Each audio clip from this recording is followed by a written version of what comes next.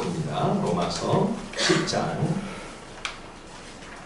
로마서 10장 1절에서 15절 말씀. 한 절씩 번갈아서 읽겠습니다. 로마서 10장 1절로 15절입니다. 형제들아, 내 마음에 원하는 바와 하나님께 구하는 바는 이스라엘을 위함이니 곧 그들로 구원을 받게 함이라. 내가 증언한 놈이 그들이 하나님께 열심히 있으나 올바른 지식을 따른 것이 아니니라. 하나님의 의를 모르고 자기 의를 세우려고 힘써 하나님의 의에 복종하지 아니하였느니라. 그리스도는 모든 믿는 자에게 의를 이루기 위하여 율법의 마침이 되시니라. 모세가 기록하되 율법으로 말미암는 의를 행하는 사람은 그 의로 살리라 하였거니와 믿음으로 말미암는 의는 그같이 말하되 네 마음에 누가 하늘에 올라가겠느냐 하지 말라 하니 올라가겠느냐 하면 그리스도를 모셔 내리려는 것이요, 혹은 누가 무저갱에 내려가겠느냐 하지 말라 하니 내려가겠느냐 하면 그리스도를 죽은 자 가운데서 모셔 올리려는 것이라. 그러면 무엇을 말하느냐?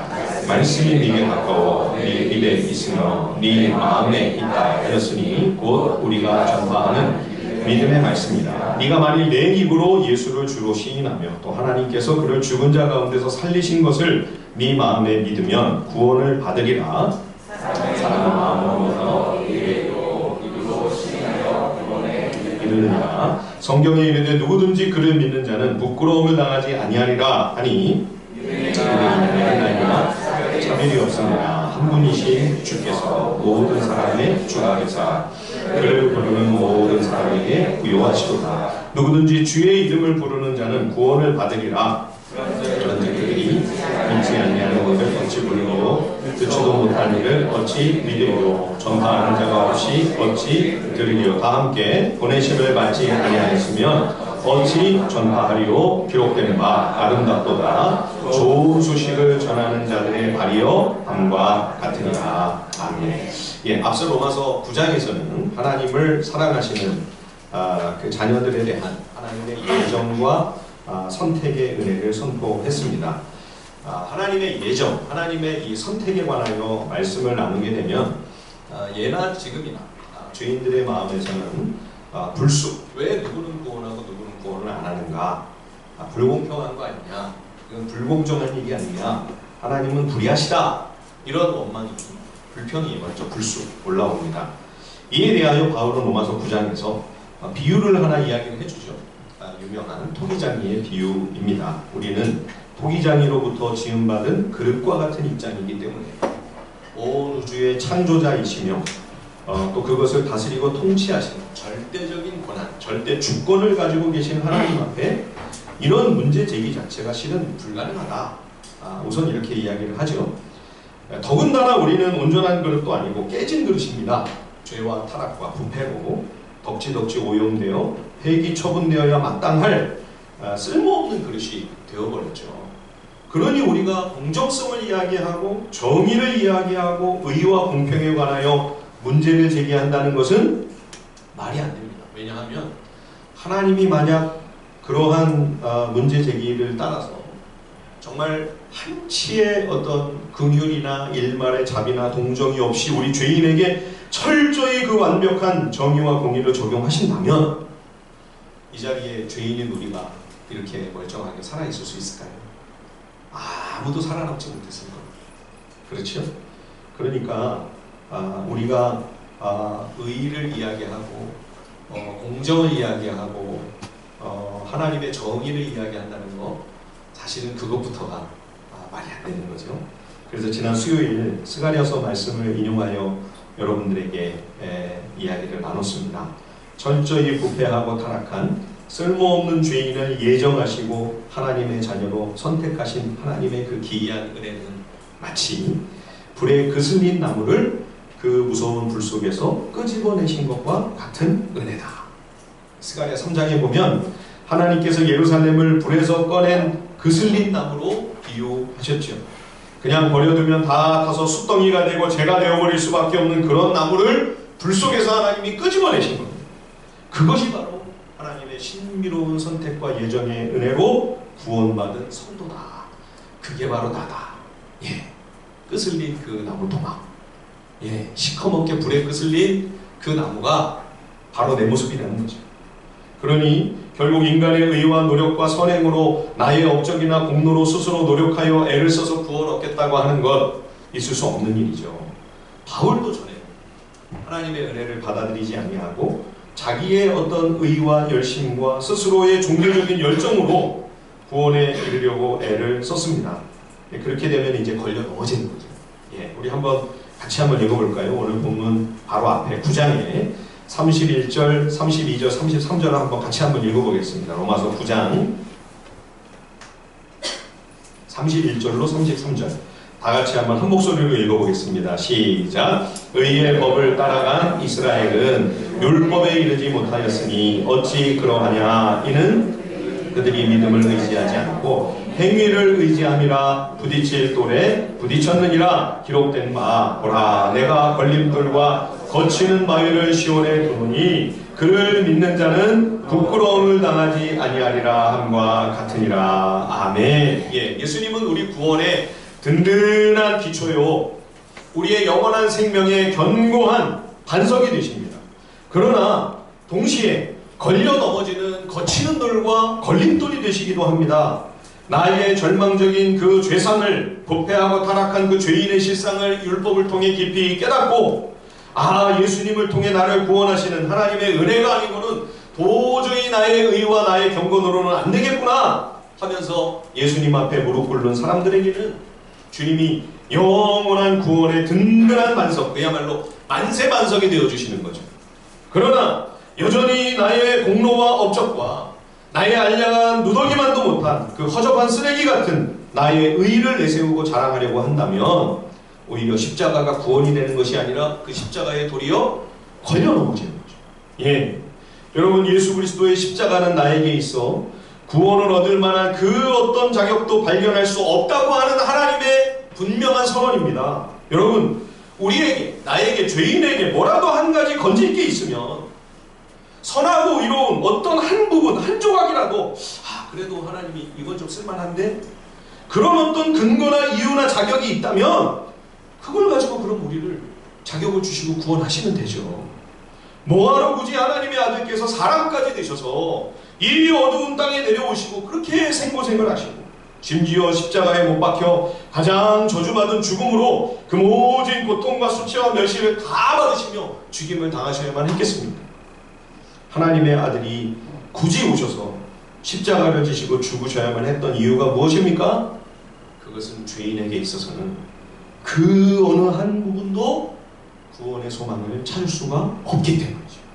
그러니 여러분, 십자가 앞에서, 예수 그리스도의 그 십자가 앞에서 내 모든 의와 자랑과 인간이 내세울 만한 그 무엇도 다 무의미해지고 빛을 전부 잃게 되는 거죠. 여러분, 우리는 종교적인 열심과 참신앙의 길을 그래서 잘 분별해야 합니다. 예, 유대인들이 얼마나 종교적인 열정과 열심이 대단한 사람들입니까? 바울도 예전에 바리새인 사울이었을 때 예수님의 복음을 만나기 전에는 자기가 율법을 다 깨달은 것처럼, 그것을 다 알고 잘 지키고 있는 것처럼 자신의 의와 자랑과 인간적인 긍지가 얼마나 대단했습니까? 그러나 그것은 참된 경건과 하나님을 경외하는 참신앙이 아니라 그저 인간적인 의와 종교적 열심에 불과했죠. 여러분, 그러면 참된 믿음과 종교적인 열의는 어떻게 다를까요? 예. 인간적인 자긍심이나 또는 종교적인 어떤 열정에는요, 타인에 대한 긍휼과 자비가 없습니다. 나의 의, 나의 옳음, 이거는 내 능력, 내 실력이고 내 자랑인 거죠. 예. 그래서 그보다 못하게 생각되거나 내 생각과 내 기준에 틀렸다고 생각이 되는 사람들에 대하여 비난, 정죄, 공격이 너무 쉽게 나와. 그러니까 스데반 집사에게 돌을 던지는 거죠. 예, 돌 던져 죽이지 않습니까? 초대교회 성도들을 핍박하고 박해하고 잡아나오게 가두고 심지어 죽이는 일까지도 서슴없이 감행했죠. 나만이 옳고 나는 틀릴 수 없다고 하는 그 오만이 그 눈을 가려 한없이 교만하고 방자하게 되었습니다. 그래서 여러분, 경건하고 하나님을 잘 믿는다고 하고 종교적이라고 하는 이들에 의해 오히려 도저히 연결이 잘 안 될 것 같은 무서운 폭력과 무자비하고 처참한 일들이 역사 속에서 수도 없이 벌어졌죠. 참담하고 끔찍한 일들이 종교의 이름으로 무수히 자행되었습니다. 여러분, 그것은 참신앙과는 관계가 없습니다. 속지 마십시오. 그것은 믿음이 아닙니다. 참 믿음은 내 속의 들보를 먼저 들여다보는 것입니다. 말씀 앞에서 내 자신을 깊이 성찰함이 없다면 여러분, 그것은 성경 진리와는 아무 관계가 없습니다. 복음과 아무 상관이 없어요. 그건 내 들보를 먼저 볼 수 있어야 합니다. 여러분, 나를 성찰하는 반성이 있는데 어떻게 정죄가, 폭언과 폭력이, 그렇죠? 돌팔매질이나 다름없는 그런 무서운 공격이 어떻게 그렇게 쉽게 나갑니까? 있을 수 없죠. 그동안 한국교회에서 많은 분쟁과 분란이 끊임없이 벌어지고 심지어 아직까지도 여전히 그런 문제가 계속 교회들 가운데 불거지고 있다고 하는 것은 우리가 그동안 성경적 진리에 기초한 진정한 믿음, 참신앙, 복음에서 얼마나 멀리 지금 떨어져 있는가를 단적으로 보여주는 증거이지요. 여러분, 그것은 인간적인 열의와 탐욕과 종교적인 열심에 불과합니다. 참 신앙의 모습이 아닙니다. 예. 참 신앙은 하나님의 선하심과 이로우심 앞에 나의 처절하고 부패하고 일그러진 그 절망적인 죄인인 내 모습을 정직하게 겸손하게 직면하는 데부터 시작되는 거죠. 그렇죠? 그럼에도 불구하고 그런 나를 위해 죽으신 예수님, 폐기 초문대야 마땅한 나를 지옥 불 속에서 끄집어내서 끄슬린 나무토막과 같은 나를 살려주신 그 사람, 그 은혜에 대한 감사와 감격이 구원 얻는 참 믿음의 시작, 출발점인 거죠. 불에 끄슬린 나무토막인 주제에 누가 누구를 정죄하고 누가 누구를 거기 손가락질할 수 있습니까? 그렇죠? 진정한 믿음은 무지몽매한 종교적 열정이나 인간적인 열심이나 오만함이 결코 아닙니다. 혼동하지 마십시오. 속지 마십시오. 자, 오늘 본문 로마서 10장으로 한번 넘어와서요, 2절에서 4절 말씀을 한번 보실까요? 로마서 10장 2절로 4절 제가 한번 읽어보겠습니다. 내가 증언하노니 그들이 하나님께 열심히 있으나 올바른 지식을 따른 것이 아니니라. 하나님의 의를 모르고 자기 의를 세우려고 힘써 하나님의 의에 복종하지 아니하였느니라. 그리스도는 모든 믿는 자에게 의를 이루기 위하여 율법의 마침이 되시니라. 하나님을 향한 열심과 열정이 유대인들에게는 있는 것 같았는데, 그러나 성경이 율법이 말씀하고 있는 그 핵심을 제대로 깨우침을 받지 못했어요. 예. 그래서 하나님께서 선물로 주시는 의를 알지 못하고 자기 의를 내세우려고 헛된 자랑을 일삼다가 돌에 부딪혀 걸려서 넘어졌다. 그렇죠? 하나님께서는 우리에게 당신의 완전한 의를 선물로 주시기 위해 예수님을 통해 율법을 완성하셨습니다. 오늘 본문 10장 4절에 그리스도가 율법의 마침이 되셨다. 그러니까 죄인이 자기 힘으로는 결코 도달할 수 없는 그 율법의 의를 예수님이 다 만족시키셨다. 예수님이 율법을 완성하셨다. 그런 말씀이죠. 그런데 우리가 모세오경을 읽다 보면, 구약성경을 읽다 보면 꼭 율법을 지키면 될 것 같은, 구원 얻을 수 있을 것 같은 그런 내용들이 종종 나옵니다. 예, 오늘 본문 로마서 10장 5절 말씀, 이게 레위기 18장의 인용이거든요. 레위기 18장 5절에 보면 이렇게 되어 있습니다. 너희는 내 규례와 법도를 지키라. 사람이 이를 행하면 그로 말미암아 살리라. 그러니까 유대인들이 율법을 읽다가 그러면 율법만 그대로 지키고 이대로 살면 구원을 받는 거로구나, 착각할 만하죠. 그죠? 그도 그럴 것이, 율법이 아주 난해하다거나 막 알아듣기 힘들 정도로 꼭 신학자들이나 이런 사람들만 막 이해를 할 수 있고 그런 내용이 절대 아닙니다. 예. 오늘 본문 로마서 10장 6절 7절이 바로 그런 내용이죠. 예. 율법이 너무 가까이 있고 너무 쉽고 무슨 하늘에 가서 말씀을 받아와야 되는 것도 아니고 바다를 건너가서 그 진리를 캐내와야 되는 거 그런 것도 아니다. 이게 신명기 30장을 패러디한 말씀이거든요. 우리 한번 거기 가보죠. 신명기 30장 한번 찾아보겠습니다. 구약성경 신명기 뒤에 부분입니다. 신명기 30장 11절에서 14절 제가 한번 읽어보겠습니다. 신명기 30장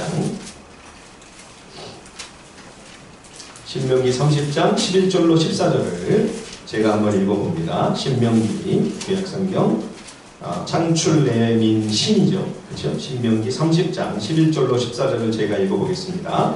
내가 오늘 내게 명령한 이 명령은 내게 어려운 것도 아니요 먼 것도 아니라 하늘에 있는 것이 아니니 네가 이르기를 누가 우리를 위하여 하늘에 올라가 그의 명령을 우리에게로 가지고 와서 우리에게 들려 행하게 하랴 할 것이 아니요 이것이 바다 밖에 있는 것이 아니니 네가 이르기를 누가 우리를 위하여 바다를 건너가서 그의 명령을 우리에게로 가지고 와서 우리에게 들려 행하게 하랴 할 것도 아니라 오직 그 말씀이 네게 매우 가까워서 내 입에 있으며 네 마음에 있은즉 네가 이를 행할 수 있느니라. 우리가 읽은 이 부분은요 이 신명기의 마지막 부분일 뿐만 아니라 신명기가 모세오경의 제일 끝에 있는 책이잖아요. 그죠? 그러니까 모세오경 전체에 어떻게 보면 대단원의 막을 내리는 그런 대목입니다. 이제 모세가 이제까지 백성에게 가르치고 교훈하고 그래서 기록한 이 모든 율법의 말씀이 우리 곁에 아주 가까이 있고 무슨 접하기 까다롭거나 뭐 듣기가 어렵고 뭐 그런 게 아니라 바로 곁에 있어서 또 쉽기 때문에 얼마든지 이해하고 알아듣기 어렵지 않게 되어 있다는 거죠. 그러니 듣고 그대로 순종하면서 행하여 살면 된다. 그래서 복과 저주의 길, 생명의 길과 멸망의 길을 삼척동자도 다 알아들을 수 있도록 율법에 착 기록을 해놓은 거죠. 그러니 이제는 약속의 땅에 들어가 이 말씀대로 순종하며 살라. 그러면 복과 은혜가 넘치고 하나님께서 그 땅에서 은혜와 평강을 주실 것이다. 이렇게 하고 모세오경이 딱 끝나면 굉장히 은혜롭고 아주 깔끔할 것 같은데 모세오경 전체를 종합하면서 마무리하는 이 신명기에서 그렇게 끝나질 않아요. 그렇게 이야기를 하고 나서 노래를 마지막에 하나 지어서 가르쳐줍니다. 그게 이제 모세의 노래라고 하는데 근데 모세의 노래의 그 찬송의 노랫말이 뭐냐? 가사가 이런 내용이에요. 이렇게 확실하고 쉽고 분명한 너무나도 정말 간단한 내용인데도 너희는 그 말씀을 불순종할 것이다. 그 땅에 들어가 또 범죄하고 우상 숭배하고 그래서 너희는 그 땅에서 쫓겨날 것이다. 마지막 그 모세오경을 결말을 짓는 그 찬양이 가사가 그런 내용이에요. 아주 불길하고 암울한 예언이 담겨있는 이 신명기의 맨 마지막 모세오경의 마무리라고 할 수 있는 그러한 찬양이 이런 내용입니다. 그러니까 여러분 신명기 참 희한한 책이죠. 모세오경 참 이상한 책 아닙니까? 예, 이 노래가 모세오경의 결론이라고 한다면 이 끝이 너무 이상하잖아요. 그죠? 해피엔딩으로 쫙 이렇게 들어가서 열심히 복받고 잘 살아라 축복을 하고 딱 끝나야 깔끔할 것 같은데 너희는 다 얼마 안 있다가 망할 거다. 그리고 굉장히 이게 찜찜하잖아요. 찝찝하고 그렇죠? 한번 보실까요? 신명기 32장으로 한번 가보겠습니다. 좀 더 가서 신명기 32장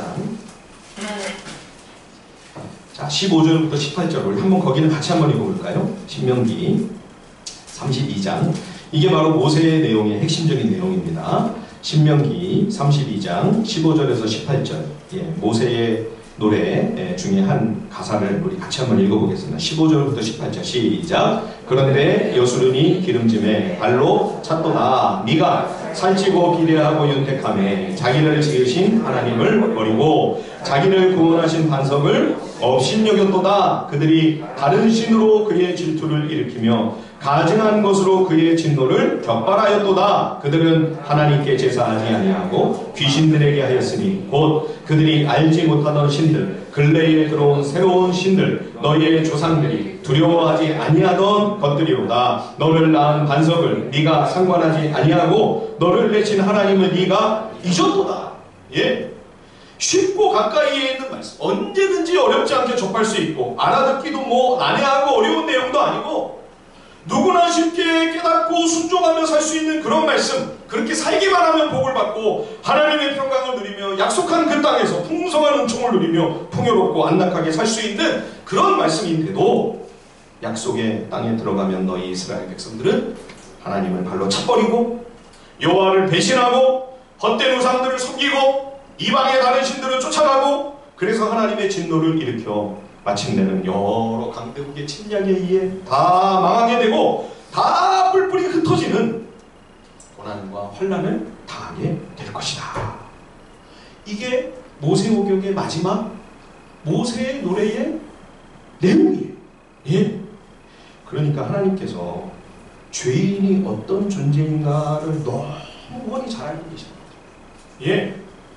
이렇게 쉽게 다 가르쳐주고 생명과 죽음의 갈림길을 다 훤히 제시해 주었는데도 죄인은 생명의 길을 가는 게 아니라 죽는 길로 분명히 삐딱선을 탈 거다. 너희는 벌써 다 훤히 내다보고 계시죠. 그래서 이 모세의 노래의 마지막 제일 진짜 끝이 결말이 뭐냐? 자, 우리 32장 신명기 32장 43절 우리 다 같이 한번 읽어보겠습니다. 신명기 32장 43절 다 같이 한번 큰 목소리로 우리 함께 읽어보겠습니다. 신명기 32장 43절 시작. 너희 민족들아 주의 백성과 즐거워하라. 주께서 그 종들의 피를 갚으사 그 대적들에게 복수하시고 자기 땅과 자기 백성을 위하여 속죄하시리로다. 아멘. 예, 이스라엘이 가나안 땅에 들어가 율법을 잘 준행하여 복받고 행복하게 살았습니다. 그게 아니고요. 예, 하나님을 배신하고 우상 숭배하다 다 망할 뻔했는데 그러나 하나님께서 긍휼과 자비를 베풀어 주셨어요. 이제 하나님의 아들의 그 십자가와 부활을 통하여 그 대적들 원수 마귀의 머리를 완전히 박살내버리시고 그 백성을 위하여 속죄하여 주심으로 하나님께서 그 백성을 향한 언약을 신실하게 지켜주신다. 그게 율법의 결론입니다. 율법의 마지막 당부가 니네 율법 잘 지켜서 복받고 행복해라. 그게 아니고요. 예, 너희는 이렇게 알려줘도 분명히 실패할 것이니 하나님의 속죄가 아니면 죄인은 소망이 없다. 그러니 하나님의 속죄의 은총, 예수 그리스도를 통하여 부어주시는 그 속죄의 은혜를 선물로 받아 생명과 사죄와 구원을 얻고 그리고 나서 그렇게 얻게 된 그 소중한 자유를 가지고 이제는 율법 정신이 가리키는 그 삶을 실천하는 거기에 헌신해라. 이게 이제 율법 전체의 가장 중요한 핵심적인 메시지인 거죠. 그러니까 유대인들이요 율법을 끝까지 제대로 안 읽은 거예요. 예, 제가 볼 때는 신명기 30장까지만 딱 읽은 것 같아요. 모세의 노래는 안 읽고 그 전까지만 읽었어요. 예, 그래서 하나님께서 속죄의 은혜를 주시는 이 선물을 기다리고 고대하지 아니하고 하나님의 아들을 통하여 선물로 주시는 그 은총을 사모한 것이 아니라 자기의 의와 노력과 열심으로 해보려고 하다가 다 미끄러지고 다 실족하는 거예요. 예, 한국말은 누가 그러더라고요. 끝까지 들어봐야 된다. 한국말만 그런 게 아니라 하나님 말씀도 마찬가지입니다. 여기서 조금, 저기서 조금, 여기 읽었다가 저기 읽었다가 여러분 그렇게 막 뒤죽박죽 하시면 안 됩니다. 유대인들과 같은 실수를 범하게 됩니다. 성경을 천천히 차례대로 꼼꼼히 읽어나가며 이 율법, 이 하나님의 말씀을 통하여 주님이 진정 나에게 주시려고 하시는 아버지의 음성이 무엇인가 여러분 그것을 주의하여 주목해서 집중해서 여러분들이 그것을 살펴보셔야 합니다. 결국 율법은 죄인이 율법을 지키고 행하여 스스로 구원에 이를 수 없다는 사실을 우리에게 알려주고 있는 거죠. 그렇죠? 죄인은 율법을 행해서 의에 도달할 수 있는 실력이 안 되고 결국 하나님의 속죄의 은혜가 필요하다. 이게 모세오경의 마지막 결론입니다. 여러분 율법은 꼭 뭐 같으냐면요, 결혼하는 딸을 예식장에 손잡고 들어가는 그 신부 아버지 같아요. 예, 신부 아버지가 드레스를 입고 면상포를 쓰고 있는 딸 손을 탁 잡고 이제 들어가잖아요. 예, 들어가가지고 어떻게 합니까? 예, 이 딸이 사랑하는, 이 딸이 이제 결혼을 해서 한 가정을 이루게 될 신랑에게 이 사랑하는 딸의 손을 넘겨주는 거죠. 그치? 이 율법의 사명, 이게 율법의 역할이에요. 예, 결국 이 죄인을 그리스도께로 이끌어 예수님과 연결시켜드리는 거기까지가 율법이 하는 일인 거죠. 예, 이제는 하나님의 아들이 친히 오셔서 십자가와 부활로 말미암아 그 신명기에 모세오경에 약속한 그 속죄를 이루셨습니다. 그러니 이제는 더더욱, 그죠? 지금 이 로마서 10장 6절 7절 말씀이 그거예요. 무슨 복음을 가지러 가겠다고 누가 하늘에 올라갈 필요도 없다는 겁니다. 예. 또 그리스도께서 우리를 위하여 죽으시고 지옥에까지 내려갔다 오셨는데 뭐 무적에까지 내려갈 필요가 있는가? 그렇죠? 하나님이 완벽한 구원을 다 이루어 놓으시고 이 생명의 선물을 우리에게 받기만 해라, 이렇게 말씀하십니다. 그런데 이것도 안 받는다면 나중에 무슨 변명, 무슨 핑계가 있을 수가 있겠냐, 이렇게까지 해놓으셨는데, 그렇죠? 자, 우리 한번 읽어볼까요? 로마서 10장 8절에서 11절까지의 말씀을 우리 한번 한 목소리로 같이 한번 읽어보겠습니다. 로마서 10장 8절에서 11절입니다. 다 같이 시작. 그러면 무엇을 말하느냐? 말씀이 내게 가까워 내 입에 있으며 네 마음에 있다 하였으니 곧 우리가 전파하는 믿음의 말씀이라. 네가 만일 내 입으로 예수를 주로 시인하며 또 하나님께서 그를 죽은 자 가운데서 살리신 것을 내 마음에 믿으면 구원을 받으리라. 사람이 마음으로 믿어 의에 이르고 입으로 시인하여 구원에 이르느니라. 성경에 이르되 누구든지 그를 믿는 자는 부끄러움을 당하지 아니하리라. 예, 예수님이 내 삶의 주인이십니다. 이제는 그분이 내 인생의 왕이십니다. 이제 내 삶의, 내 인생의 실권은, 주도권은 나에게가 아니라 그분께 있습니다.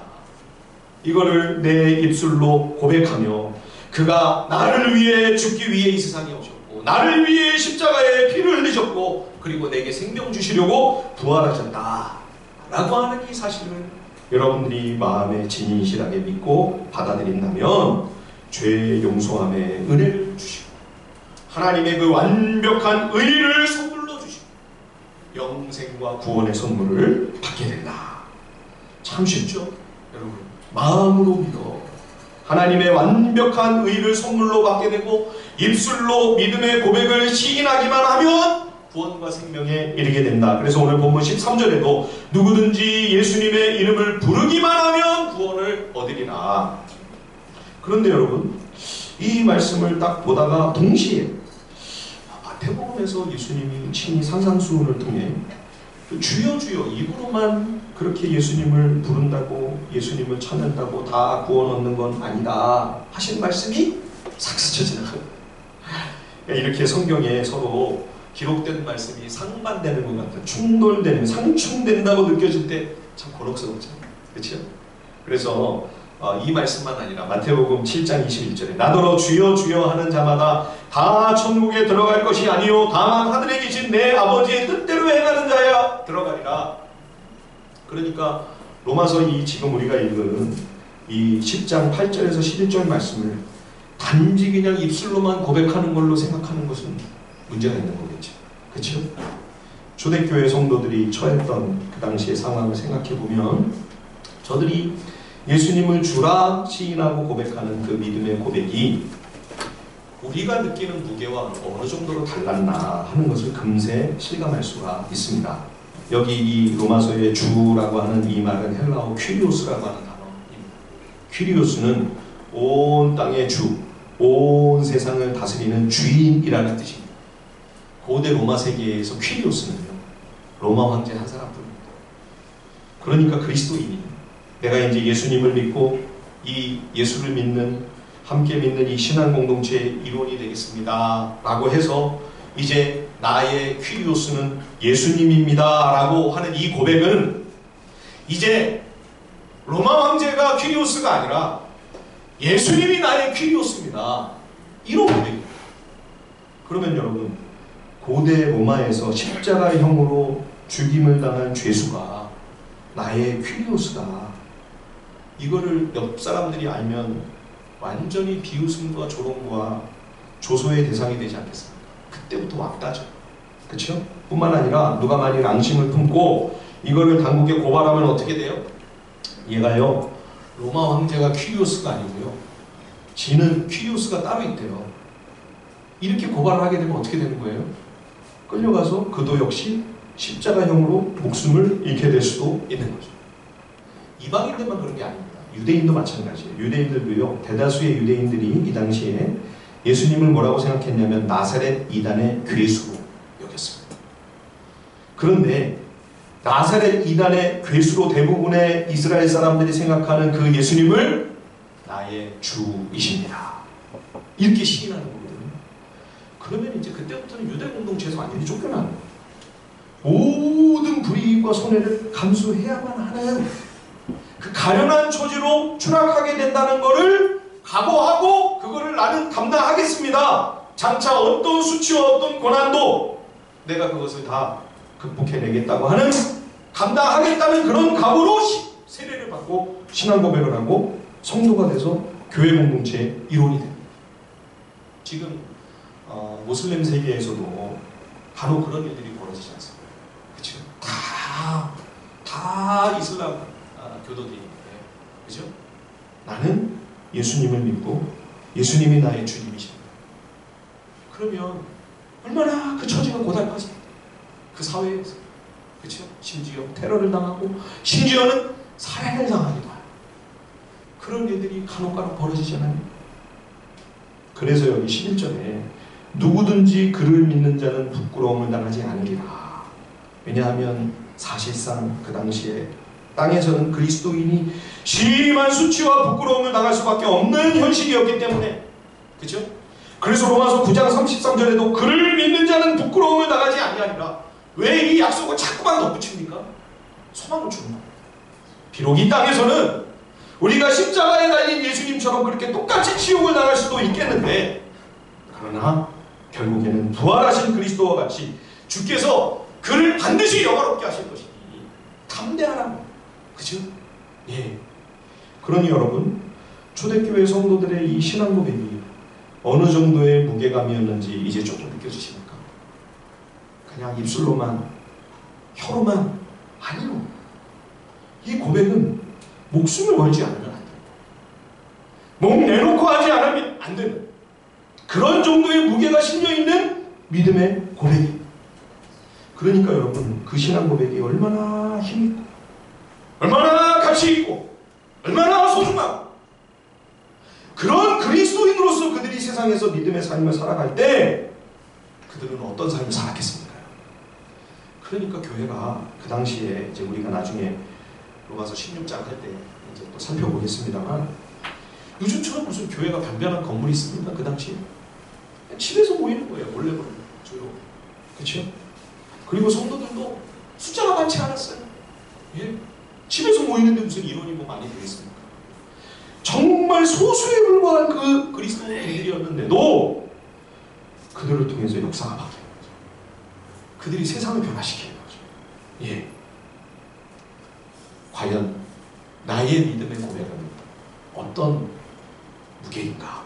여러분, 나의 입술의 고백, 내가 예수님을 나의 주님이시고 나의 왕이십니다, 나의 구원자이십니다 라고 여러분들이 고백한 그 믿음의 고백의 그 무게는 어느 정도의 무게인가? 오늘 말씀을 통해서 우리가 한번 우리의 신앙 고백을 떠나봤으면 합니다. 이 모든 놀라운 하나님의 생명 역사의 출발점, 그 시작은 복음 전파죠. 그렇죠? 자, 로마서 10장 우리 14절 15절 한번 같이 한번 읽어볼까요? 로마서 10장 14절과 15절입니다. 다 같이 시작. 그런즉 그들이 믿지 아니하는 이를 어찌 부르리요? 듣지도 못한 이를 어찌 믿으리요? 전파하는 자가 없이 어찌 들으리요? 보내심을 받지 아니하였으면 어찌 전파하리요? 기록된 바 아름답도다 좋은 소식을 전하는 자들의 발이요? 예.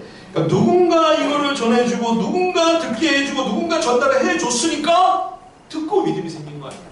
믿음은 들으면서 난다고 했습니다. 그렇죠? 우리도 여러분 누군가에게 이 소식을 알려준 거죠. 이거를 깨닫게 해준 거죠. 가르쳐 준 거죠. 그래서 우리가 이 귀한 자리에 있는 것 아닙니까? 예. 그러니 그러한 생명의 복음의 소식을 전달한 그 사람의 발이 얼마나 어여쁘고 얼마나 아름다운가 하나님께서 그렇게 귀히 여기신다는 거죠. 예. 우리가 이번에 로마서를 묵상하며 정말 놓치지 말고 꼭 붙들어야 할 한 가지가 있다면 그것은 바로 사도 바울의 구경이에요. 열정. 예. 자, 오늘 본문 10장 1절 한번 보십시오. 로마서 10장 1절에도 바울이 이런 고백과 함께 말씀을 시작했죠. 형제들아, 내 마음에 원하는 바와 하나님께 구하는 바는 이스라엘을 위함이니 곧 그들로 구원을 받게 함이라. 간절히 바울이 이방 선교사잖아요. 그런데도 자기 동족, 이 강팍하고 오만하고 악한 유대인들을 위해 기도하고 있는 거예요. 계속 포기하지 않고. 예. 앞장의 9장에서는 한숨 더 떴죠. 거기 한번 우리 같이 한번 읽어보십시다. 로마서 9장으로 가서요. 9장 1절에서 3절 우리 같이 한번 읽어보겠습니다. 로마서 9장 1절로 3절 말씀입니다. 다 같이 시작. 내가 그리스도 안에서 나에게 큰 근심이 있는 것과 마음에 그치지 않는 고통이 있는 것을 내 양심이 성령 안에서 나와 더불어 증거하노니 나의 형제 곧 골육의 친척을 위하여 내 자신이 저주를 받아 그리스도에게서 끊어질지라도 원하는 바로라. 예.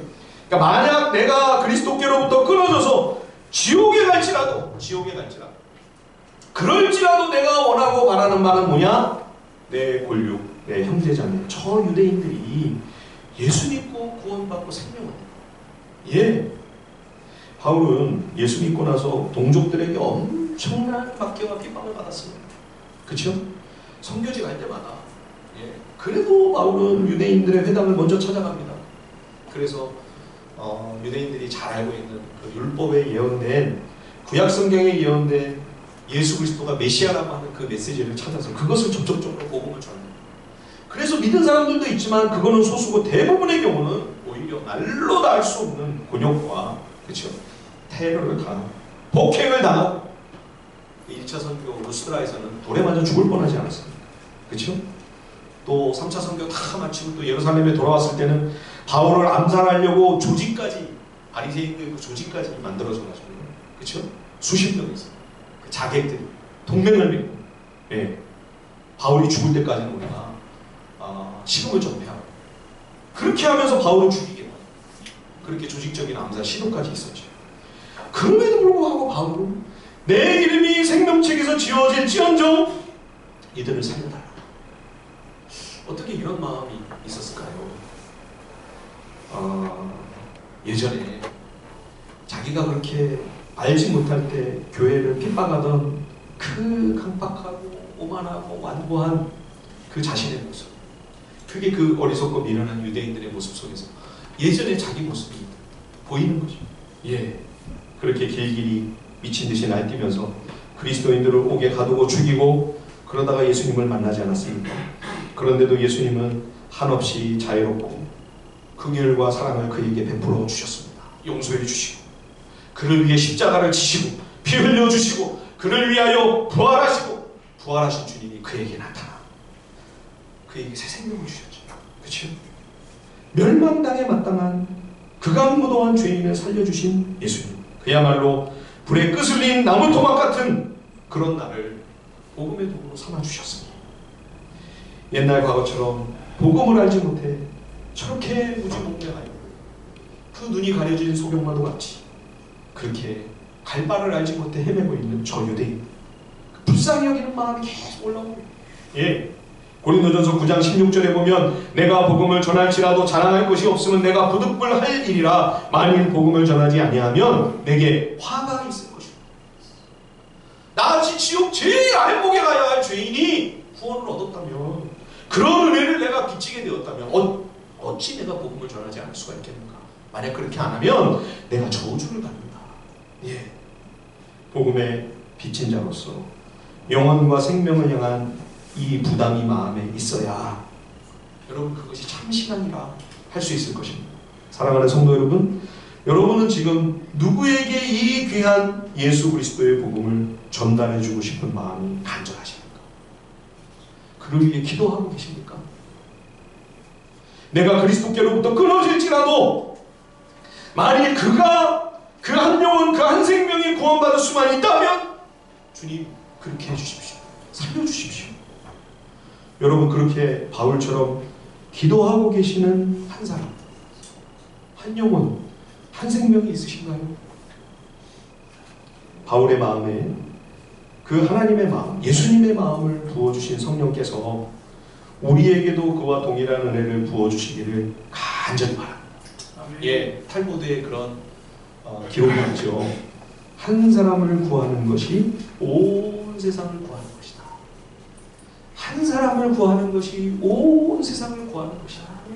여러분, 우리가 바울처럼 큰 무슨 민족, 나라 그렇게 우리가 하지 못한다 할지라도 한 생명, 한 영혼, 한 사람 내게 붙여주신 남편이든 아내든 자녀든 부모님이든 친구든 그 한 사람을 주님께로 인도해야 되겠다고 하는 간절한 마음과 열심을 가슴에 품고 바울처럼 그렇게 주님 앞에 간절히 기도하며 나아가는 그런 우리들이 되길 간절히 바랍니다. 뿐만 아니라 여러분, 그 복음의 통로가 우리가 될 수 있으려면 성숙하고 정말 그리스도를 닮은 그런 신자가 되어야 되겠죠. 그렇죠? 본이 되지 아니하고 선한 영향력을 끼칠 수 있는 그런 인격과 그런 믿음이 우리가 되지 않는다면, 그냥 우리의 신앙 고백이 입술에만 붙어있는 거라면, 삶에서는 그런 신앙 고백이 묻어나지 않는다면 우리가 전하는 복음이 무슨 힘이 있고 열매가 있을 수 있겠습니까? 그래서 우리가 부지런히 주님을 닮아가야 우리의 믿음이 성장하고 우리의 신앙이 성숙하고 그리스도를 닮은 인격과 그러한 성품이 우리에게서 묻어나올 수 있도록 선한 영향력을 끼칠 수 있는 그런 훌륭하고 좋은 사람들이 될 수 있도록 그렇게 우리가 믿음의 매진을 해야만 하는 것이죠. 그래서 우리가 귀하고 소중한 복음의 통로가 되어서 복음 전하는 우리의 발이 참 모형보고 아름답다. 주님이 그렇게 귀하게 보실 수 있는 은혜가 우리 가운데 있기를 주님의 이름으로 간절히 축원드립니다. 우리 시간 함께 기도하겠습니다. 우리 시간 주신 말씀 붙들고